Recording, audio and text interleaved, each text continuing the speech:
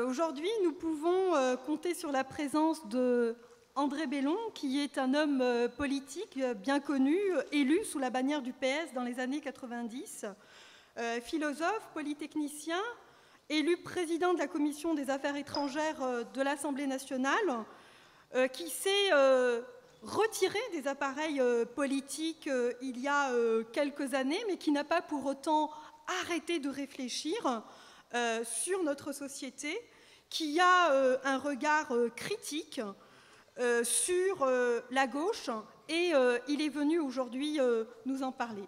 Monsieur Belon, vous êtes le bienvenu.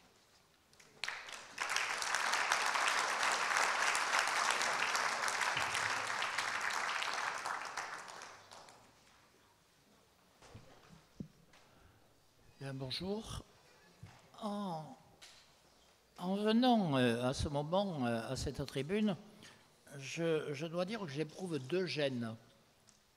La première, c'est d'intervenir juste après une personnalité prestigieuse. C'est toujours un exercice délicat. La deuxième, c'est que je suis qualifié dans le flyer, et à l'instant encore, de philosophe. Rien dans mon pédigré ne permet de dire ça. Or, cela étant, un philosophe, c'est un état d'esprit. Cela étant, je vais vous faire une confidence d'entrée de jeu. Lorsque je vois les philosophes qui hantent les plateaux télé, il m'arrive parfois de me dire « pourquoi pas moi ?»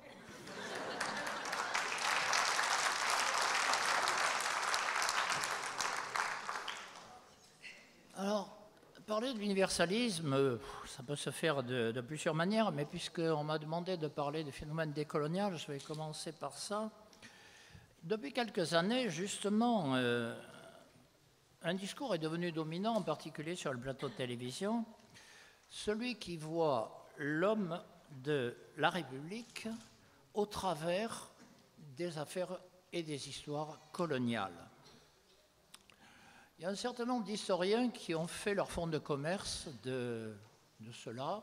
Je pense en particulier à Pascal Blanchard, qui passe son temps à expliquer que la République, c'était les zoos humains. Toute une école d'historiens dit, non pas tout à fait tout jetant le contre-pied, mais disons de manière plus nuancée, plus critique néanmoins, que la République, c'était quand même un peu plus compliqué et que ça ne peut pas se résumer par ces quelques éléments émotifs. Je pense en particulier à Claude Liozu, qui était un historien communiste, ou à Samuel Thomé, qui est un historien radical. Donc il faut sortir de cette repentance qui légitime tous les éléments qui nous sont transmis de façon quotidienne, aussi bien par les journaux, la télé ou les penseurs officiels.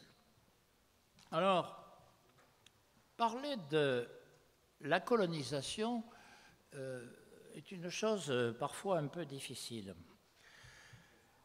Je dois préciser, pour qu'il n'y ait pas d'ambiguïté s'agissant de moi-même, que je me présente en général comme disciple de Robert Bonneau, qui fut mon professeur d'histoire à Marseille, et qui alla en prison au Baumette pendant quelques années du fait de son soutien aux combattants contre la guerre d'Algérie. Donc, en la matière, je n'ai pas de souci particulier.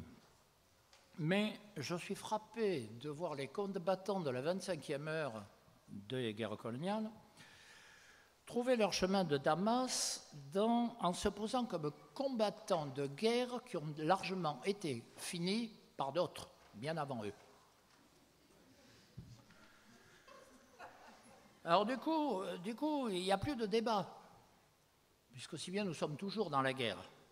Il y a simplement des victimes et des bourreaux.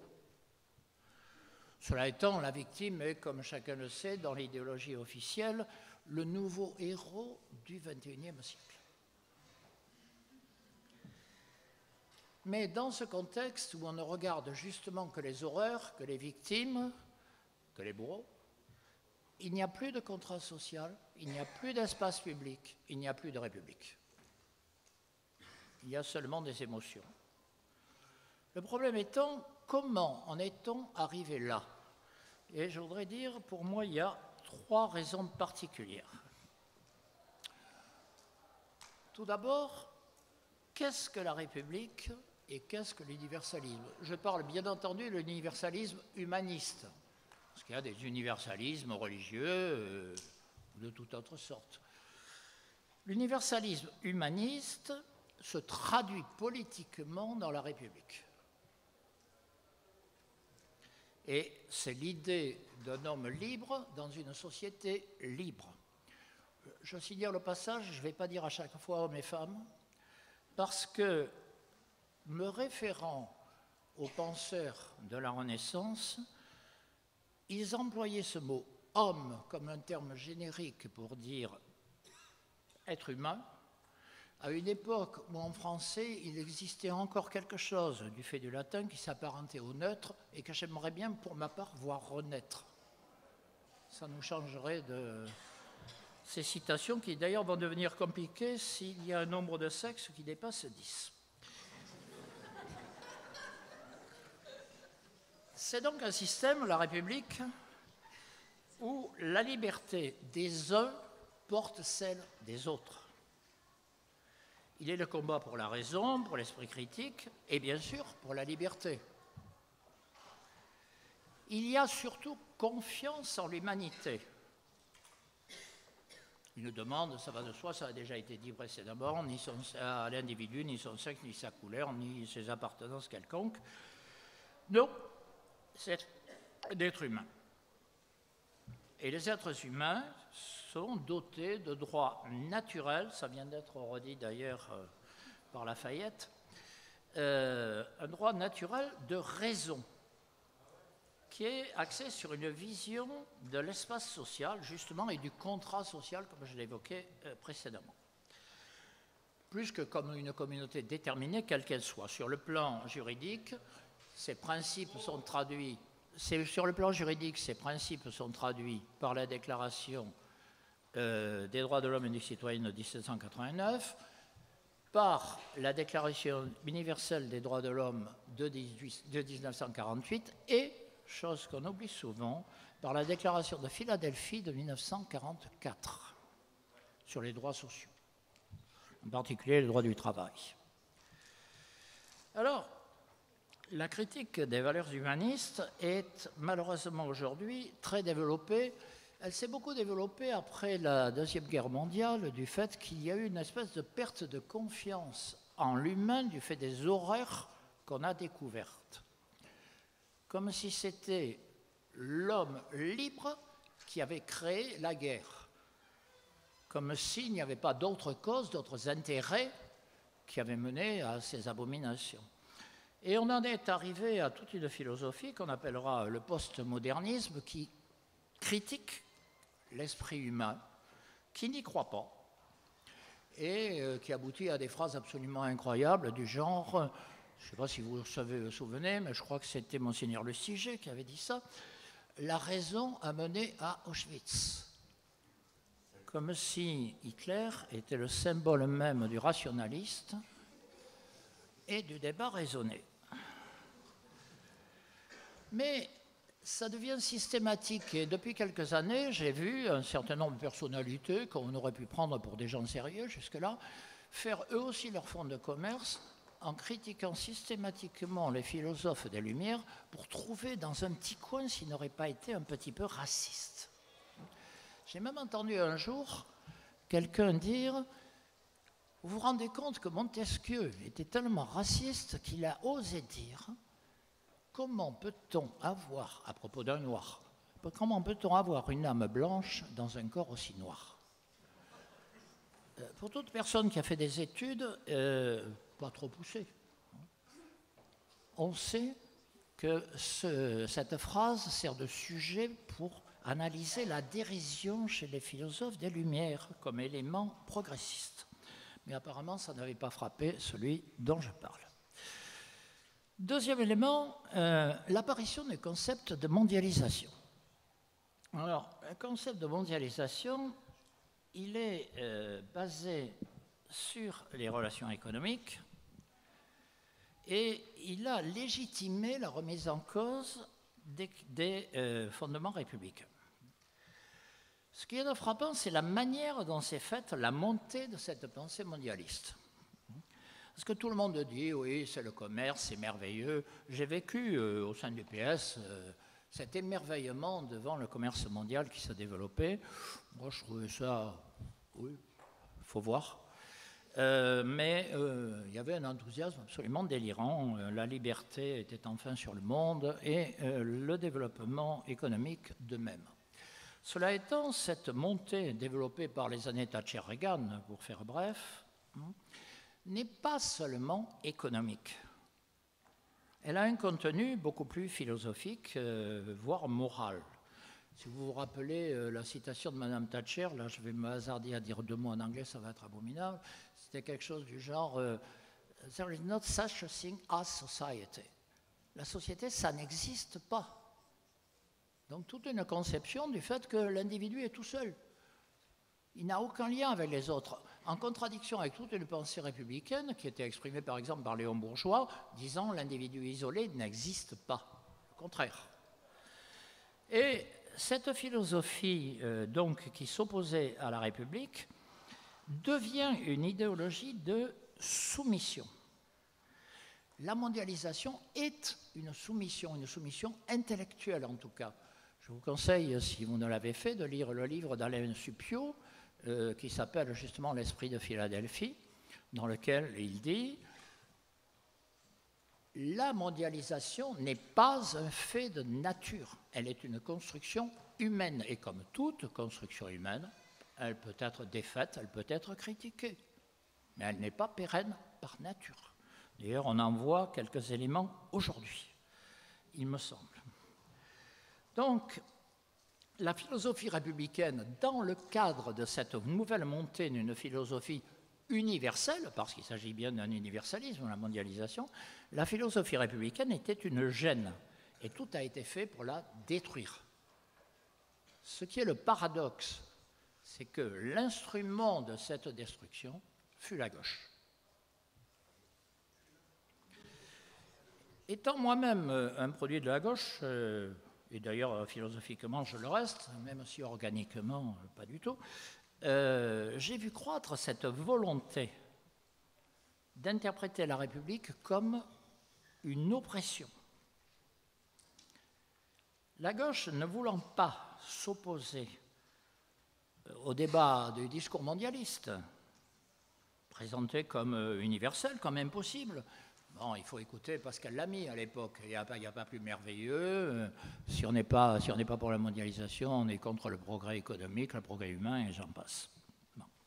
Donc la gauche a trouvé plus moderne et surtout plus électoral de se poser en meilleur défenseur de la mondialisation. Le problème, c'est que, ce faisant, il a fallu qu'elle trouve des instruments pour l'expliquer. Alors, par exemple, assimiler l'antiracisme à la dégradation, à la magnification des différences. Ce n'est pas un hasard, soit dit en passant, même si je pense que le combat contre le racisme est une nécessité, ce n'est pas un hasard si SOS Racisme a été créé le même temps où on faisait le tournant de la rigueur. Dans un même souffle, la gauche a soumis l'analyse de l'histoire au développement des repentances, allant jusqu'à élaborer des lois dites mémorielles qui décident de la vérité en histoire. Le moins qu'on puisse dire, c'est que dire qu'il y a une vérité en histoire, jusque-là, s'apparentait plutôt à Kim Il-sung ou à Staline, mais là, soudain, ça devient merveilleux. Il y a une vérité historique. C'est au nom des minorités magnifiées par quelques Jack Lang et quelques autres, d'ailleurs, que se développe un discours sur la dictature de la majorité. C'est au nom de celle-ci qu'a été organisé un bicentenaire de la Révolution particulièrement grotesque, qui parlait de tout sauf de la Révolution. Et ce qu'il y a de plus extraordinaire, c'est que non seulement il était grotesque, mais il se tenait en même temps que le G7, phénomène particulièrement révolutionnaire s'il en est. Bref, le discours identitaire s'est substitué au combat républicain et à la lutte des classes. Le slogan « Vivons ensemble nos différences » ignore le combat social.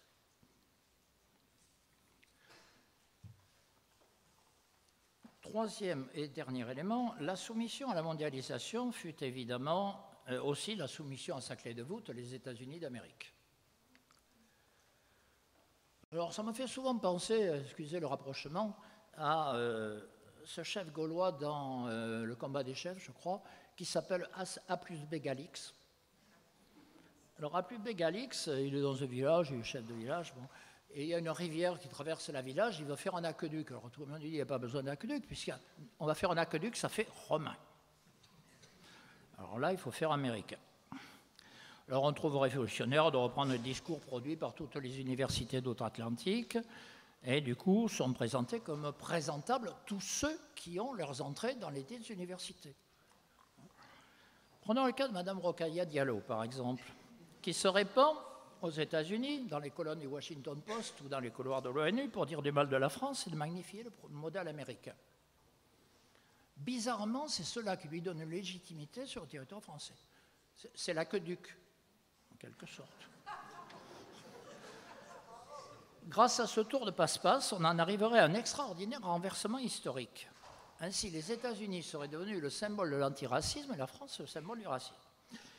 Lorsqu'on se rappelle qu'en 1942, les Américains n'ont accepté de donner des fournitures à la 2e division blindée qu'à condition qu'il n'y aurait pas de soldats noirs dans ses rangs, lorsqu'on se souvient que Eleanor Roosevelt ne put faire chanter Ella Fitzgerald dans la Maison-Blanche, ça ne se faisait pas parce qu'elle était noire, lorsqu'on se souvient que les droits civiques aux États-Unis ne datent que de 1964, on croit rêver.